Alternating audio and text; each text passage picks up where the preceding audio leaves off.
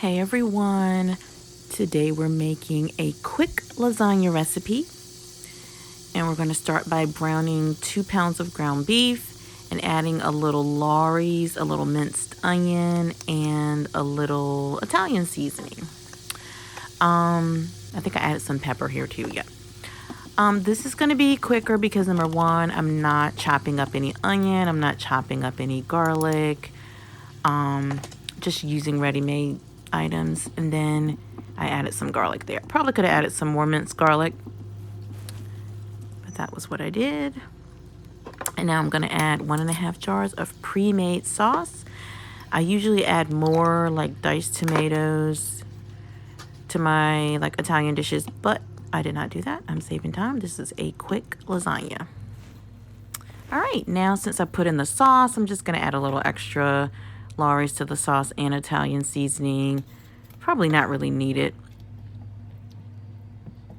so you can make your own choice there. Now I'm just stirring, and I'm going to start my ricotta mixture. So this is 32 ounces of ricotta cheese. It's low fat, so it looks really dry. And that was all the store had. I'm adding some Parmesan cheese. Oh no, wait, that's mozzarella, sorry. Mozzarella cheese, and then parsley, and then some grated Parmesan. And I'm just mixing it all together. I'm not adding any egg, because I want this to be a quick recipe and I don't think I need it. So I added some water to smooth it out a little bit. And then I added some Parmesan. That is like grated Parmesan, but it's like a shred grade versus like a powdery grade. And now I'm going to start building this lasagna. All right, so I'm starting by just putting some sauce in the pan. The pan has been sprayed with nonstick cooking spray. And on top of the sauce, I'm going to start laying my no-boil noodles. Trying not to overlap them too much. And then on top of that, I'm putting about half of the ricotta mixture. I'm estimating, because it's low fat, the texture is interesting to work with, but we made it work. And I'm going to add half of my sauce to this layer.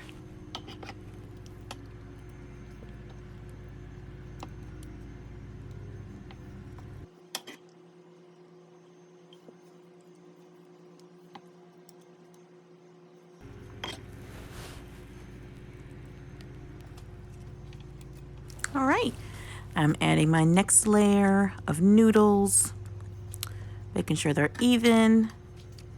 And to that, I'm gonna add the second half of my ricotta mixture.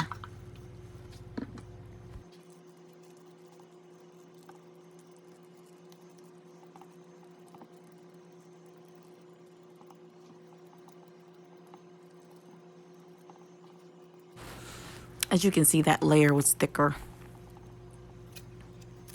Now I'm adding my final layer of noodles. Third time's a charm. And the remainder of my sauce. And just spreading it evenly. You may not have noticed earlier, I added an extra cup or so of water. That was per the no-boil noodle instructions. They just said, add extra water to your sauce, and that will make sure your no-boil noodles cook. Here, I'm just adding a layer of grated Parmesan cheese, and I'm going to cover it with foil and bake.